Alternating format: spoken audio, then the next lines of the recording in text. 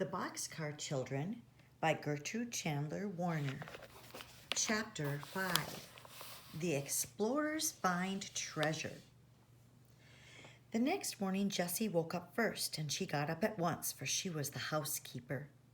The dog sat in the door of the car and looked at her as she jumped down to get the milk for breakfast. Then he jumped down after her. Jessie walked down by the little brook and stopped to look at the waterfall. It was beautiful. "I must look in the refrigerator," she said with a laugh. It was a funny refrigerator. There was a rock behind the waterfall, and the night before, Jessie had put the 2 bottles of milk in a hole in this rock. Now she took out the bottles and found that the milk was very cold. "Is it good?" called Benny, who sat in the car door. "It is delicious," cried Jessie. "It is cold, too." She got up into the car with the milk and sat down beside Benny. Then the 4 children drank the milk for breakfast. Henry said, "Today I'll go to town and try to get some work to do. I can cut grass or work in a garden or something. Then we'll have something besides milk for breakfast." He washed his hands and face and started out.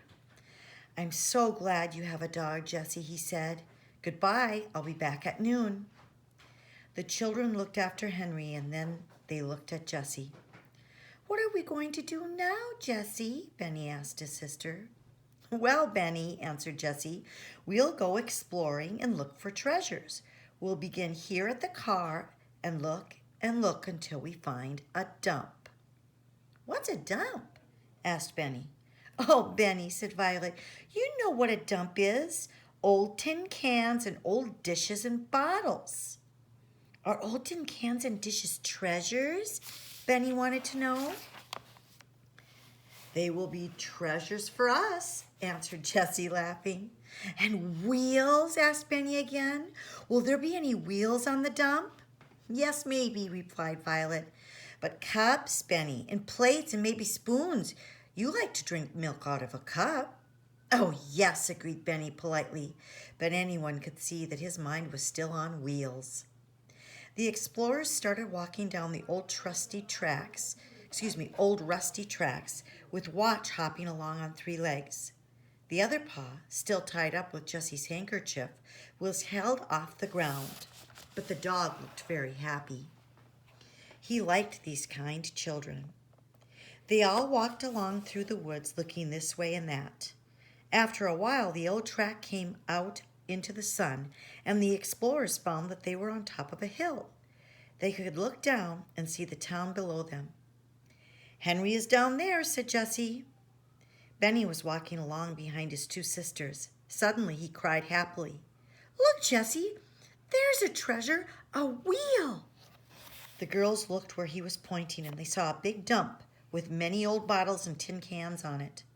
There were also both wheels and cups. Indeed, there were dishes of all kinds.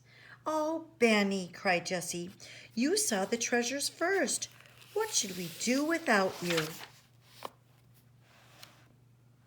Violet ran over to the dump. "Here's a white pitcher, Jessie," she cried. Jessie looked at it.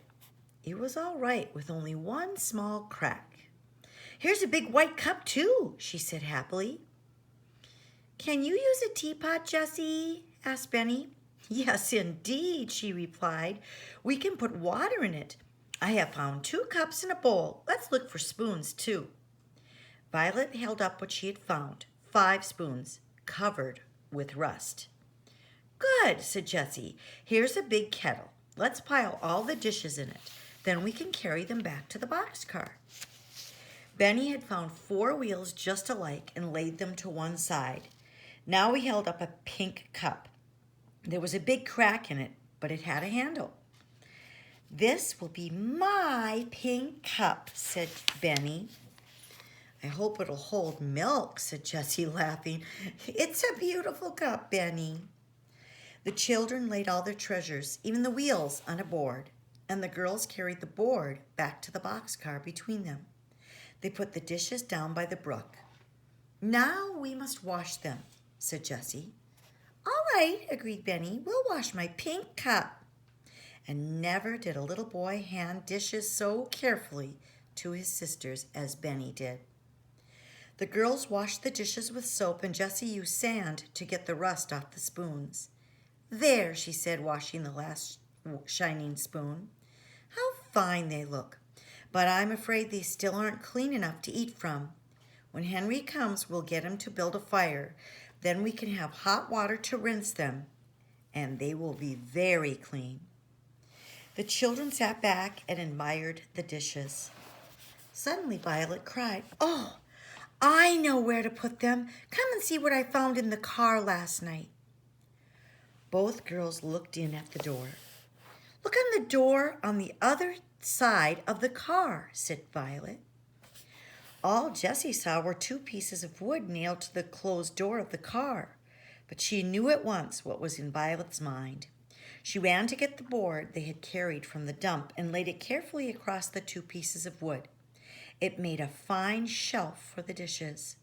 "There," said Jessie. The children could hardly wait to put the shining dishes on the shelf.